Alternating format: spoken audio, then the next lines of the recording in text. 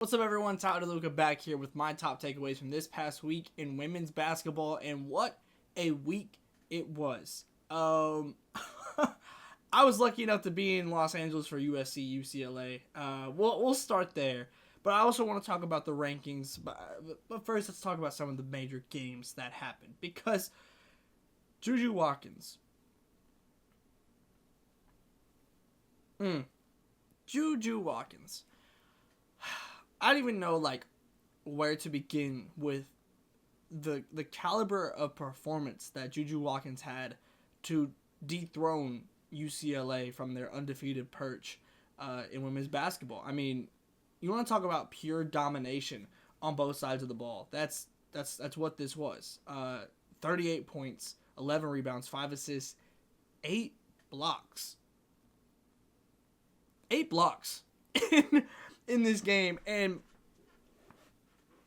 the timing that she would have on these blocks, the energy in order to be so dominant on both sides of the ball, some of the shot making that she was having, especially early on in the game, just truly and with no hyperbole, one of the greatest performances I've seen and certainly seen in person.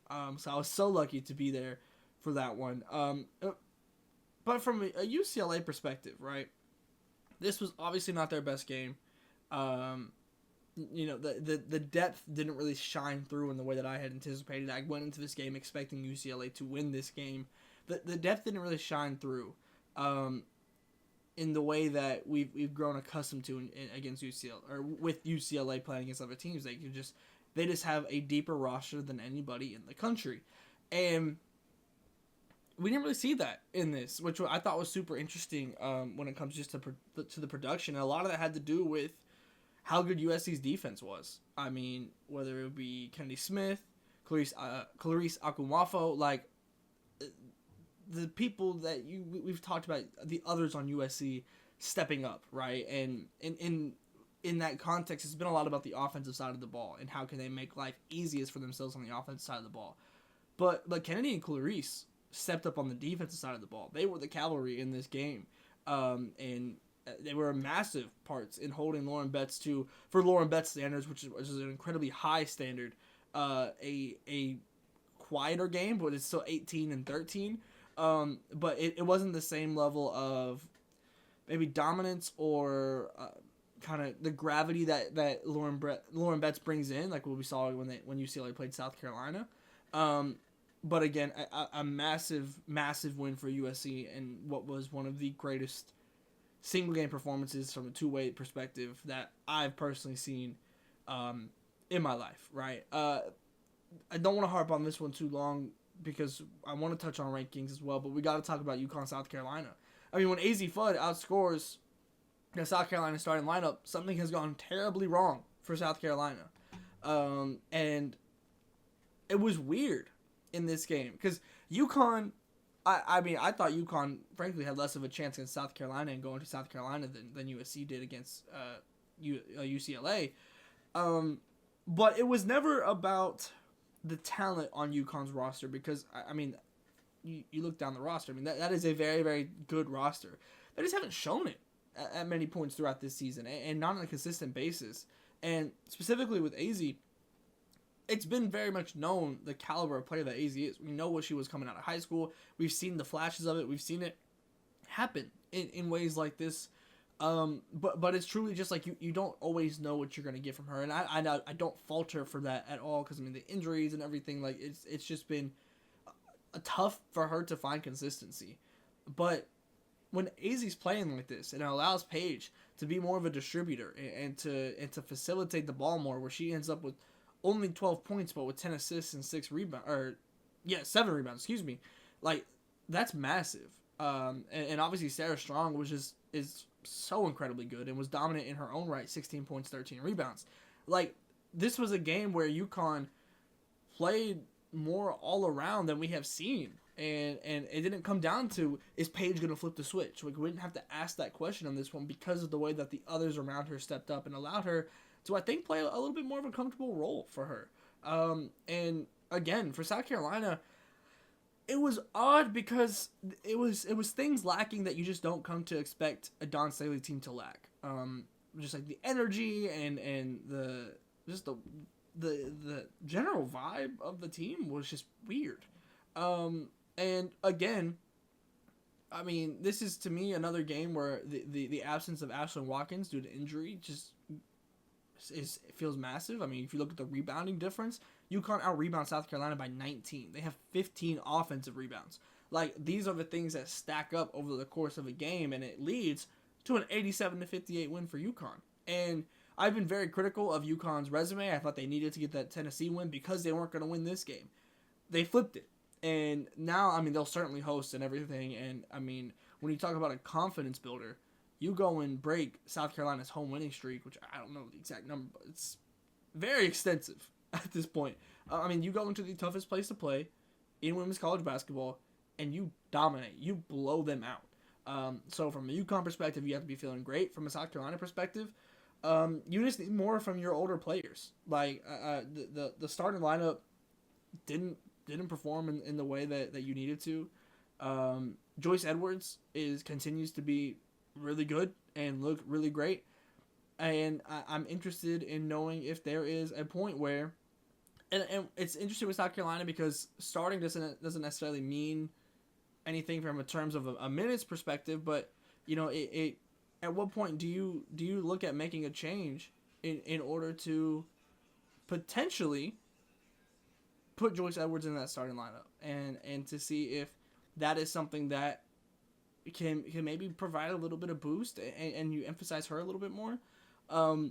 But you don't want to blow everything up by any means. Obviously, South Carolina is still a very good team, and this was just like the worst and unexpected performance from South Carolina that we've seen, I mean, in a long time, frankly. Because this felt different than the UCLA loss, where UCLA won that game, and it felt like, oh, wow, UCLA is legit. And it wasn't as much as, like, South Carolina is doing things inherently, like the energy wasn't there or anything like that. It wasn't what that game felt like. This game felt like South Carolina didn't come in ready to go, and UConn then took advantage of that and deservedly won. And so I'll be very interested in seeing what the response from South Carolina is like. Especially, I mean, we're only 3-4 games away before it's SEC tournament time, and so that'll be very, very interesting. And to look at the rankings now, Notre Dame goes number 1. At the time I'm recording this, Texas number 2, who I was also in Austin. I was very impressed with Texas being able to come back against LSU. UCLA number 3, USC 4, UConn 5, South Carolina 6, LSU 7.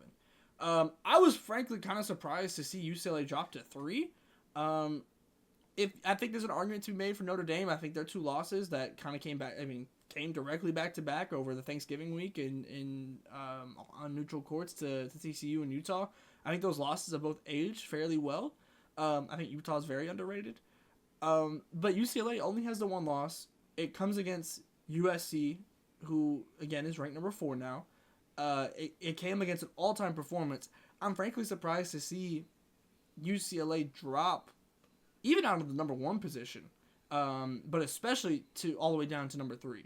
And then UCLA also plays Michigan State, plays them close without Lauren Betts. That game ends up being close.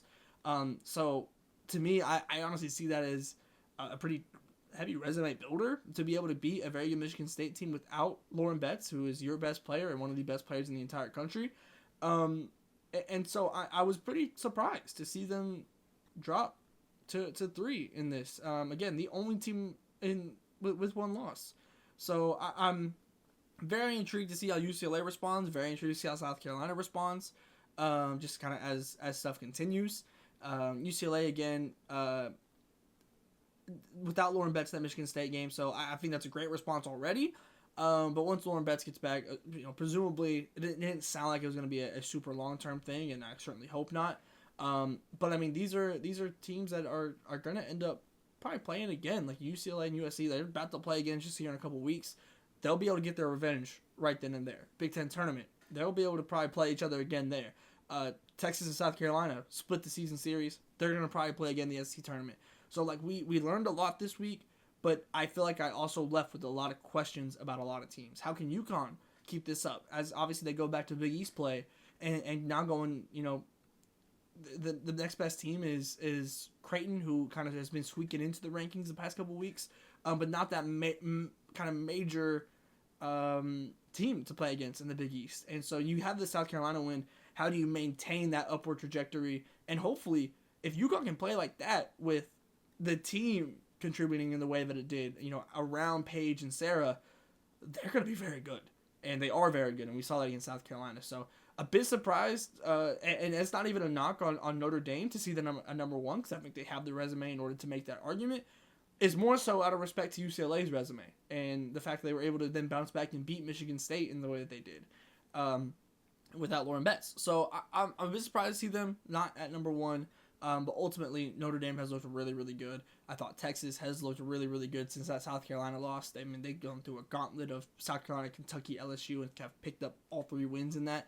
Rankings are going to be interesting as we go down the stretch here, and then once we get to seeding after the postseason tournaments and the chaos that is bound to happen in the postseason tournaments for the conference championships, it's going to be very fun.